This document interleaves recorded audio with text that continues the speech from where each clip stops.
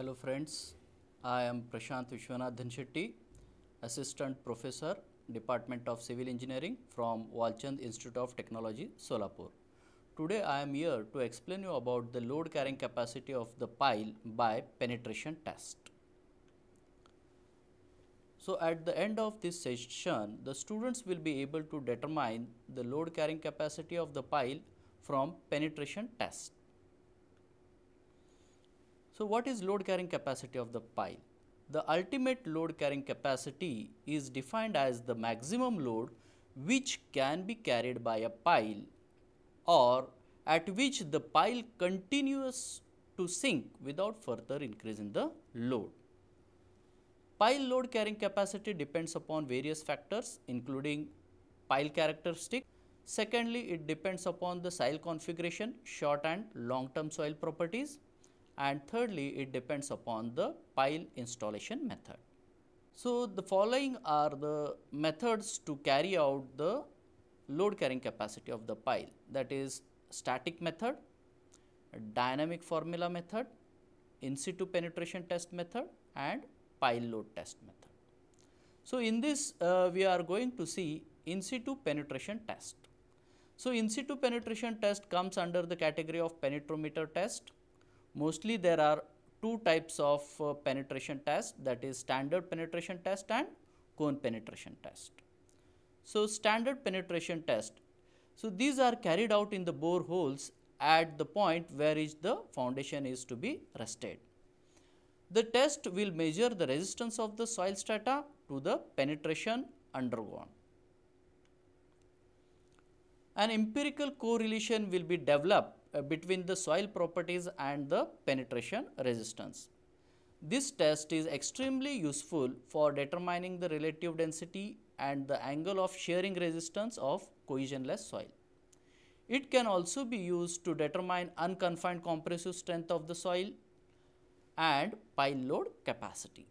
Typical standard penetration test which is carried out, and the equipment comprises of, so you see here the standard split spoon sampler will be there. In here it will be the split spoon sampler.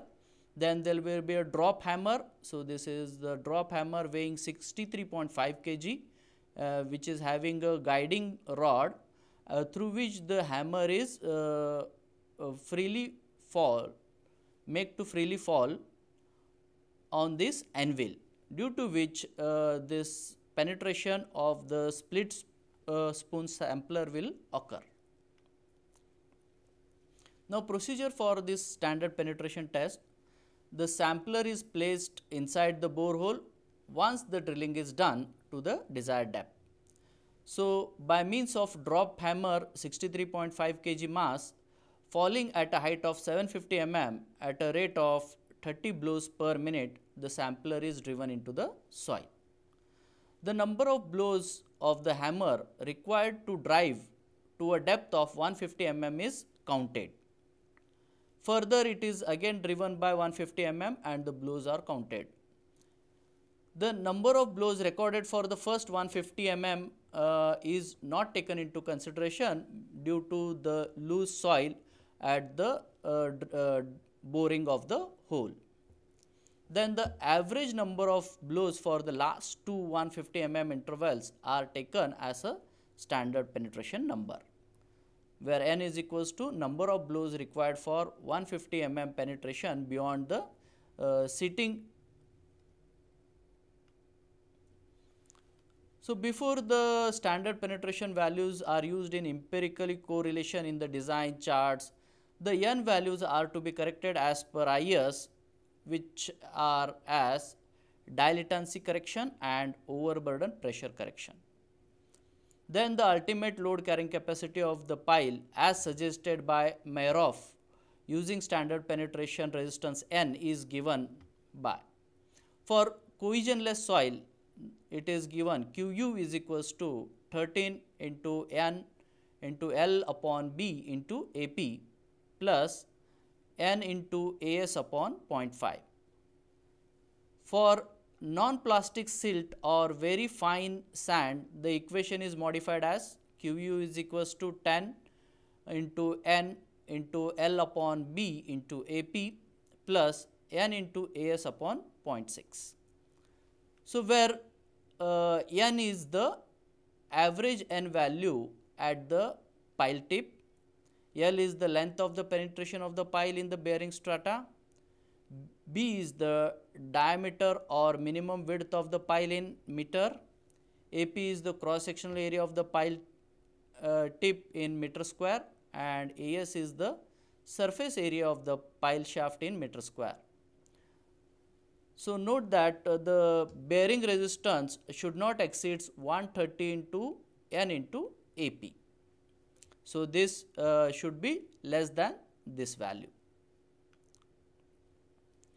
Enlist the in situ penetration test for calculating pile load test. Here pause the video and write the correct answer on a paper. The following are the in situ penetration tests carried for calculating pile load capacity. First one is standard penetration test.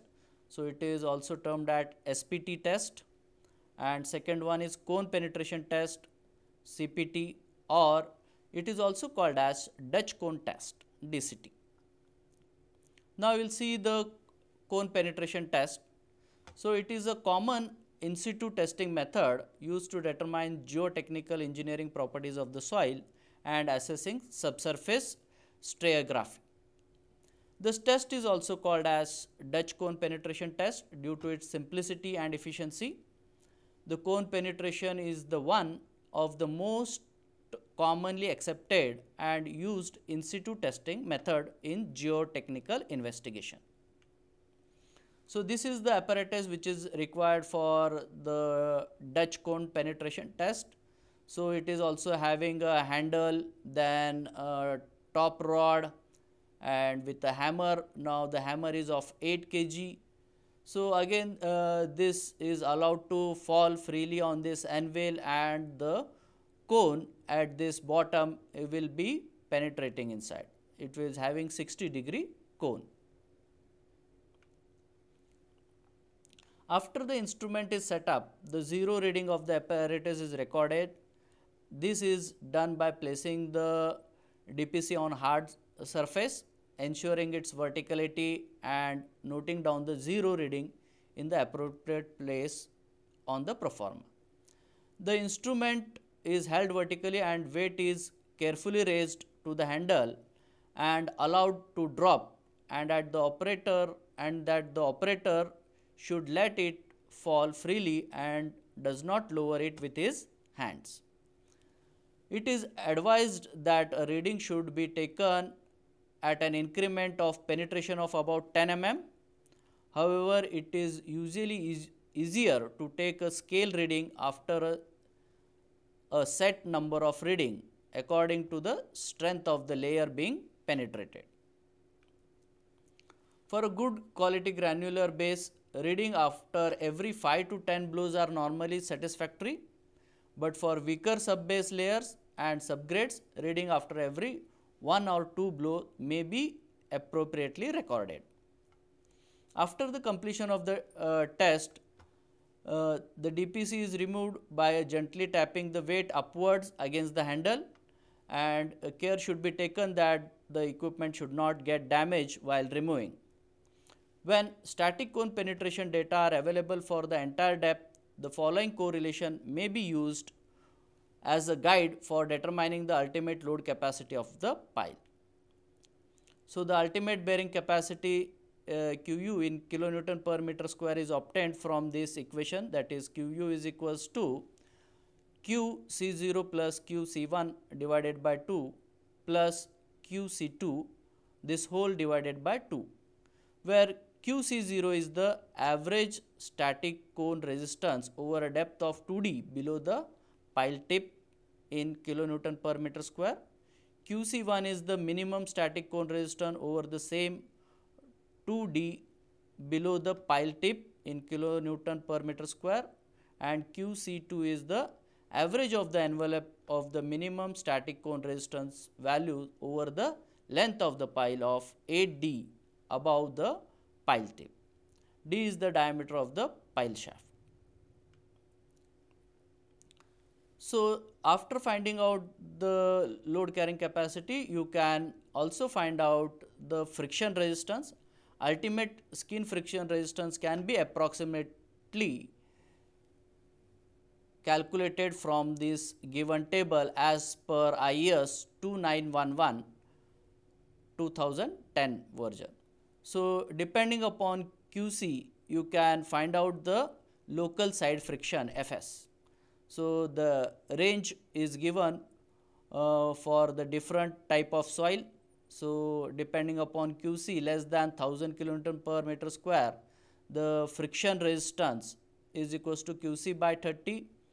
So it should be less than Fs, and again it should be less than QC by 10.